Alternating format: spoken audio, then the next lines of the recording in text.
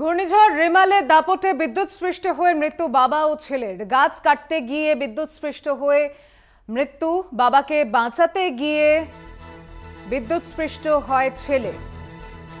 প্রথমে বর্ষুল হাসপাতালে, পরে বর্ধমান মেডিকেলে নিয়ে যাওয়া হয়, সেখানেই দুজনকে মৃত বলে ঘোষণা। কথা বলবো, টেলিফোনে রয়েছেন আমাদের প্রতিনিধি আব্বাস আলী। আব্বাস, কি জানা যাচ্ছে? চন্দ্রমাদি, প্রথমে জানিয়ে রাখি যে প্রকৃতির যে রেমাল ঝড় বা ঘূর্ণিঝড়, সেই ঘটনাতেই সকাল 8টা নাগাদ দুজন প্রাণ হারান। তারা দুজন বাবা ছেলে সম্পর্কে তারা মাঠ খেতে কাজে যাচ্ছিলেন সকাল 8টা নাগাদ, কিন্তু তারা বুঝতে পারেনি যে রাস্তায় কলা গাছ পড়ে আছে এবং তার সঙ্গে ইলেকট্রিক তার জড়িয়ে আছে। সেই কলা গাছ যখন সরাতে যায় তখনই তারা কিন্তু বিদ্যুৎস্পৃষ্ট হয়ে মারা যায়। তখন পাড়া প্রতিবেশী এসে তাদেরকে সেখান থেকে উদ্ধার করে বর্ষুল হসপিটাল নিয়ে যায়। সেখান থেকে তাদেরকে রেফার করা হয় বর্ধমান মেডিকেল কলেজ।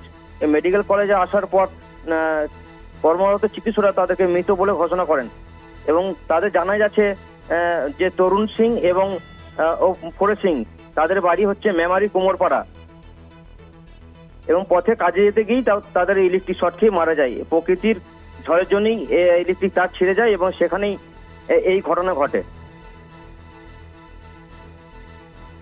ধন্যবাদ আব্বাস।